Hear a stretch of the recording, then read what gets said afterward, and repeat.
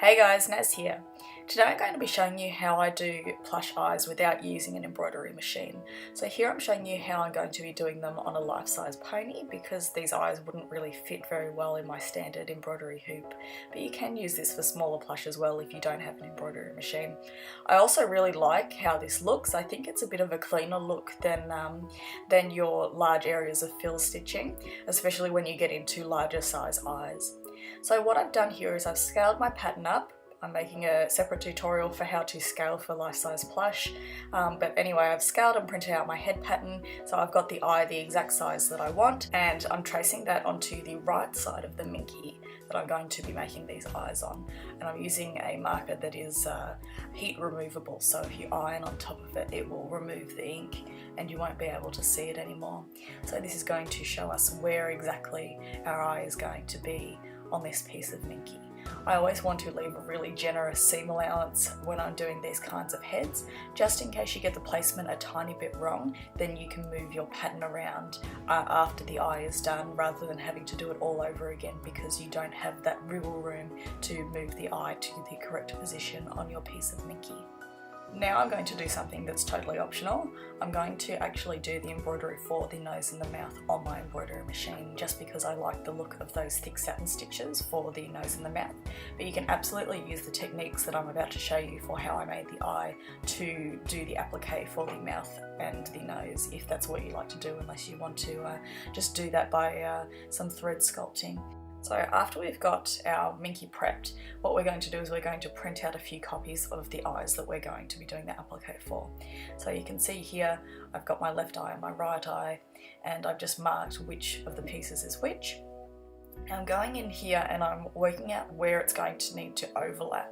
So when you're doing embroidery, you want to have overlapping pieces, so the darker pieces are going to overlap the lighter pieces. For example, the eyelid is going to overlap all the pieces underneath it. So I'm going to make the pieces the white of the eye, the iris and the pupil. I'm just going to extend them just a tiny bit so that they can pop underneath that eyelid there.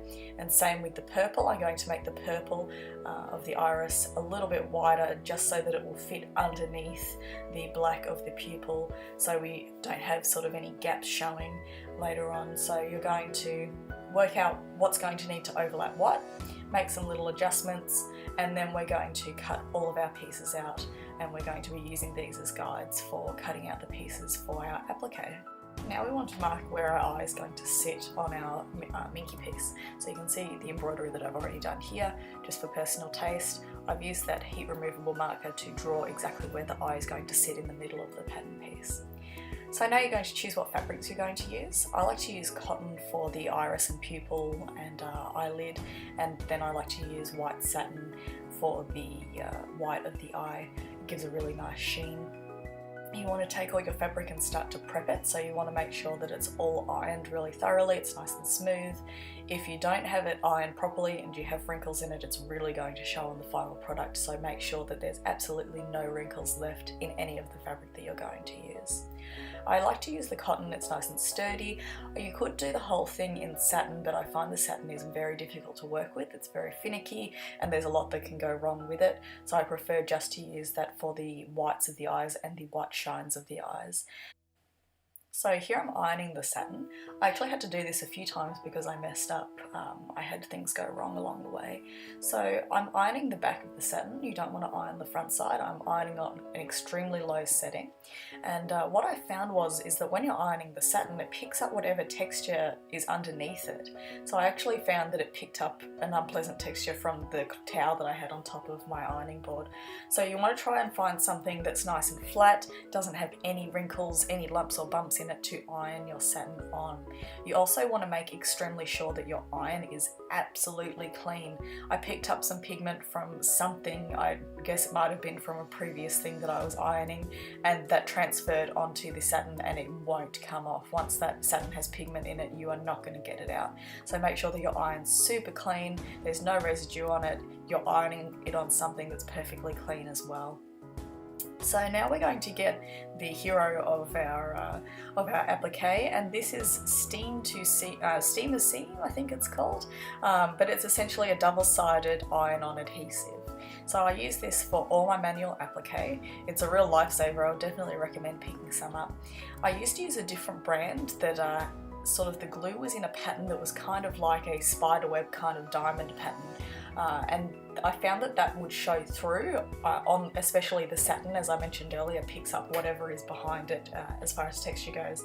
So the first time that I made a life-size pony using this technique, I used that wide sort of diamond backed adhesive, and you could slightly see it through the eyes. So I picked this one up, and this one has a very tight glue pattern. It's more like tiny little dots. So check the pattern of the glue on what you are using, and make sure that it doesn't have sort of a very bold and big outlined glue pattern. Try and find something that's more less noticeable, I guess I should say.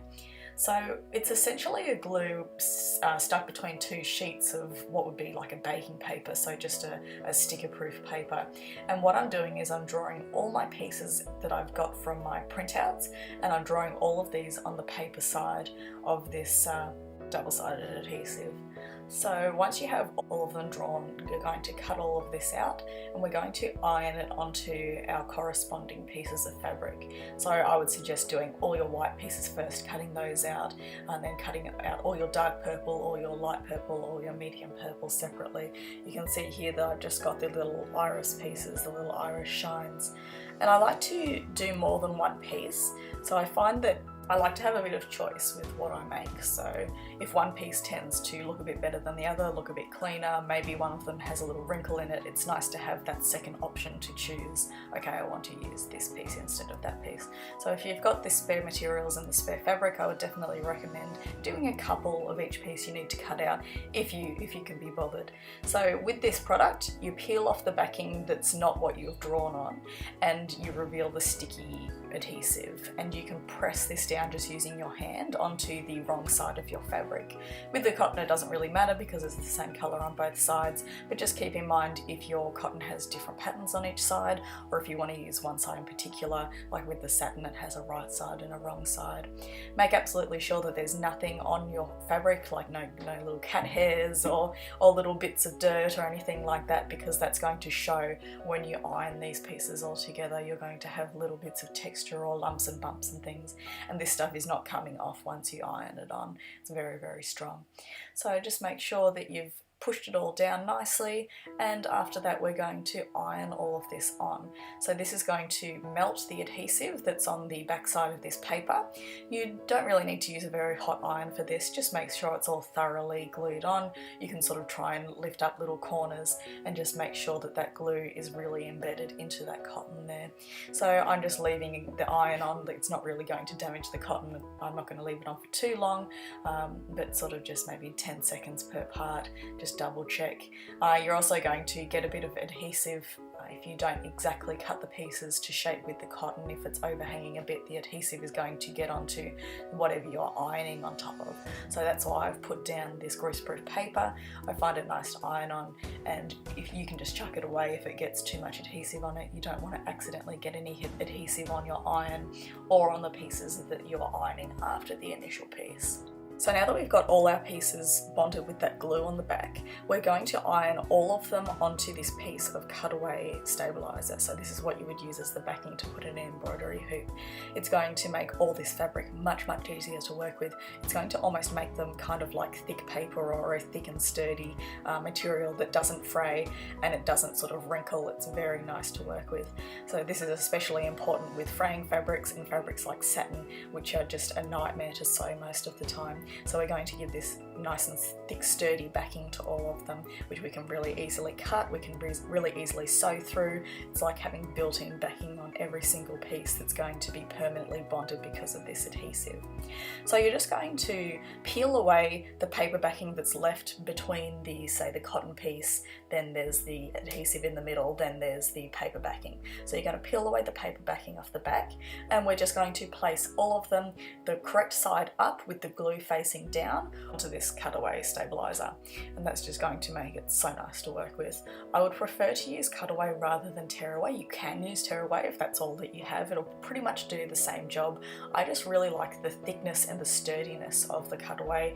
I think it's a little bit easier to work with when you're going to be doing that sewing and things, but it won't make a massive difference. So if you've already got that, don't worry about it. So once you've done all of that, you're going to iron all these pieces down, and that's going to permanently melt the glue, and it's going to bond it onto that backing there. When I'm doing this process, I like to make sure that all my pieces are a little bit larger than the final pieces that I need to cut. So it's almost like I've given them a seam allowance. This is just so I can make sure that the pieces have a little bit extra in case I'd rather make it a little bit too big than too small. So what I'm doing here is I'm getting all my pieces and I'm going to draw them onto the back of that cutaway stabilizer that's fused to our fabric pieces, and that's just going to allow us to perfectly cut out each of our shapes, making sure that we don't have any little bits missing. So once we've done that, we're going to go ahead and we're going to use that fusible glue again, and that's going to help us with placing and holding all these pieces in place while we stitch them down layer by layer. Yeah, as you can see, I've marked the direction that this fabric needs to go. Some of these pieces have gradients on them, so I just want to make sure that I know exactly which way they need to be. And again, I'm going to cut out a few of each piece, especially for the smaller pieces, which are quite easy to do little extra pieces of, just so that I have a little bit of choice when I cut them out, or in case maybe I mess something up when I'm sewing, I have that backup there just in case. So now we're going to get our fabric ready to do the applique on. So you can see on the right side of the minky I've drawn on where the eye is going to go. So we're just going to do a straight stitch, a few millimeters on the inside of the line of where I've drawn where the eye is going to go. And this is just going to give us a reference, so when we flip the piece over and we're going to adhere some stabilizer onto the back just to make sure that our stitches have something nice and thick to bite into. It's just going to make sure we know exactly where that eye is going to be on both sides of our pattern piece. So I'm going to take this piece over and I'm just going to flip it, and I'm going to just use some spray adhesive to adhere a little piece of cutaway stabilizer onto the back, and this is just going to make sure that nothing puckers, everything's nice and clean, and it's going to make sure that our satin stitching is as nice as it can possibly be. So here we have all of the pieces cut out for the eyes. You can see that they're all separate at the moment, but this gives you a rough idea of what it's going to look like when they're all sewn together. Now there's one more step to go before we start stitching everything down on our actual final piece. I'm going to lay down some baking paper because we're going to be getting some adhesive going downwards as we iron it. So what we want to do is we want to get all the pieces that we've just cut out. They're going to have the side that has the cutaway stabilizer on the back facing upwards, because we're actually going to do another layer of that iron-on adhesive. So we want to do this just so that we can iron all of our layers down in sort of like a sandwich, and they're not going to shift around while we're doing those stitches. So it is a bit of a pain to do so many steps, but I think it's really worth it, especially when you're doing eyes for a large plush, or if you don't have a sewing machine, this is really handy.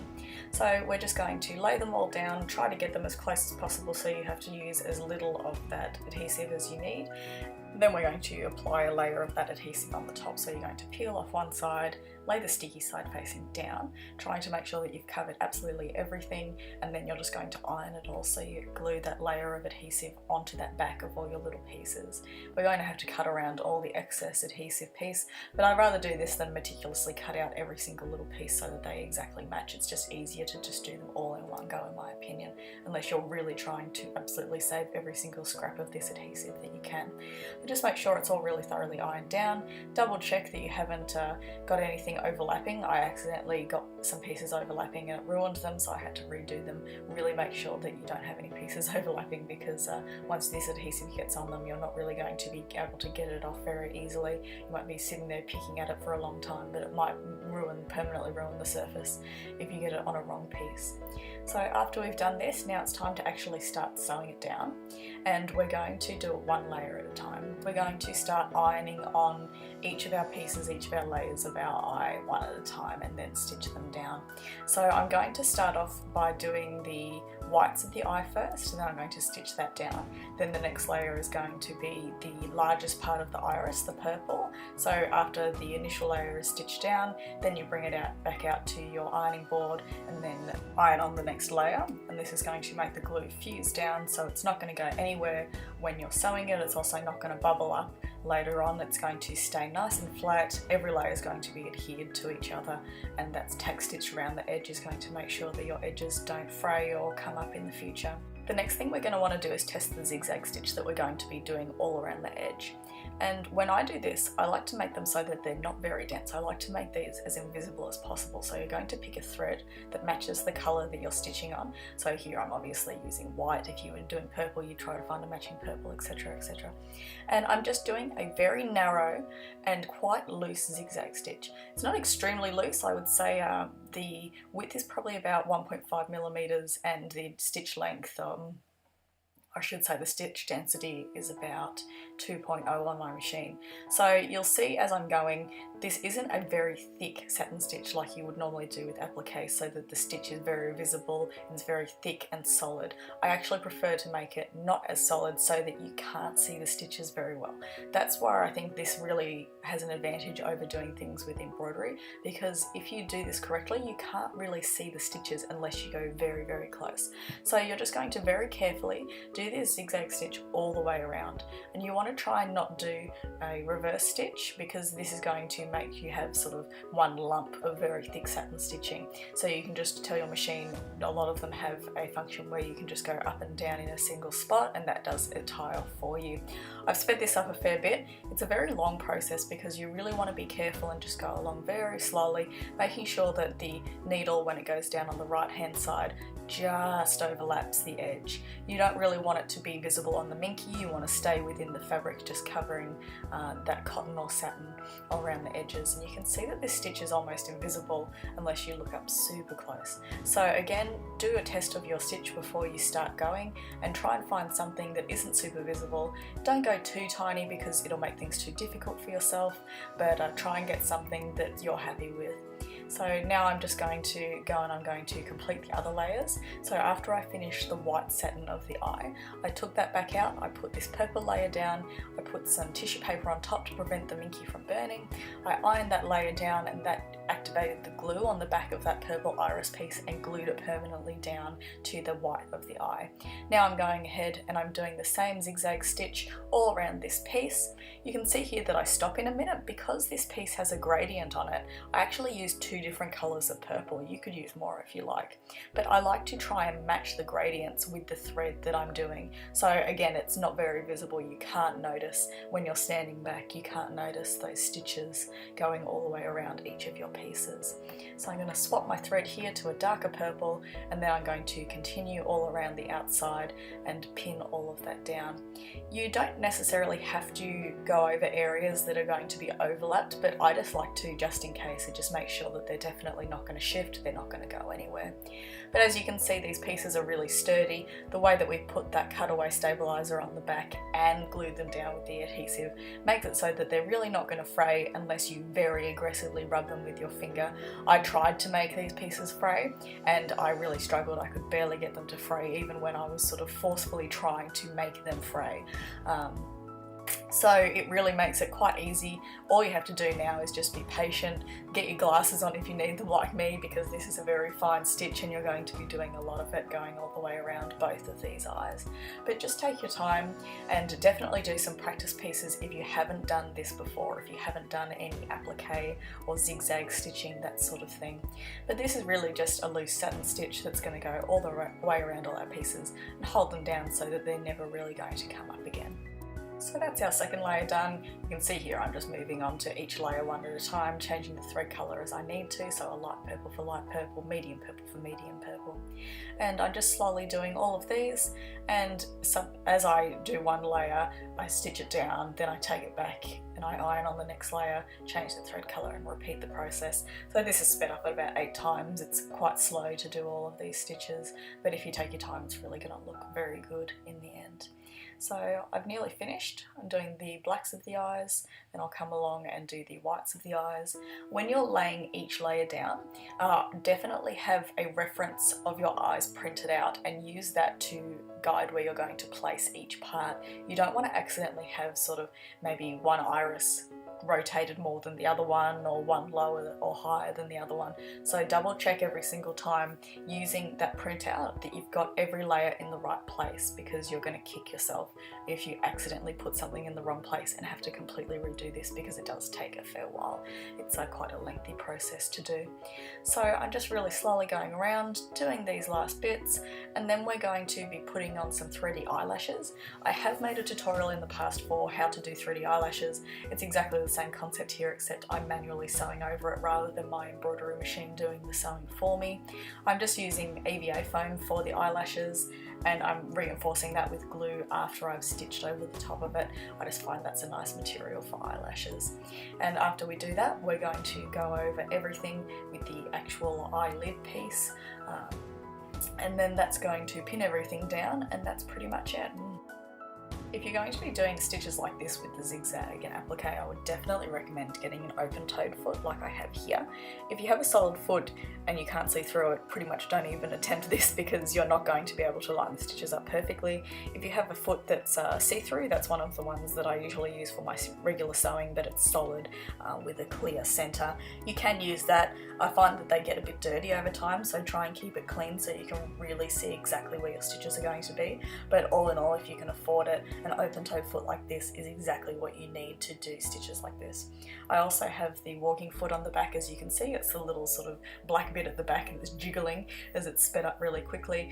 This is the walking foot that I use for sewing with Minky. It just helps the fabric to slide along. It acts like a feed dog, but up on the top, so you have the feed dogs underneath pushing and this little foot tapping and pulling in conjunction with those. So that's another thing I would recommend that you can use. Now you can see the final result. These are the final eyes that I came up with. Super happy with them. I really like doing this technique. It takes a lot of time, but it really gives the best possible result when you're doing giant eyes like this. And it's also a fantastic alternative to an embroidery machine if you don't have one, or you prefer this look. I think it looks really clean. You can barely see the stitches from far away. It would have been a little bit better if I could find some closer matching purples, but it was about as close as I could find. You can seal the threads to make sure that they don't come up, make them extra reinforced by using some fray stopper, which is just like a little glue that you put on the thread.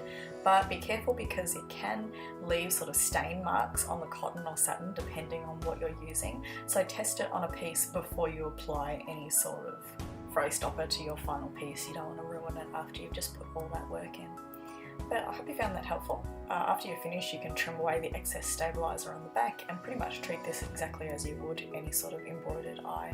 Go ahead and cut out your final piece and sew it together and make your plush. But if you have any questions, don't be afraid at all to send me a message. I'm always happy to help. I'm online almost all the time, so if anything was confusing, let me know. But I hope you guys learned a bunch from this. It's been something I've wanted to show for a while. I just haven't had a chance because I don't get to make giant plush like this very often. But anyway, I hope this helps, and I'll see you in the next one. Bye!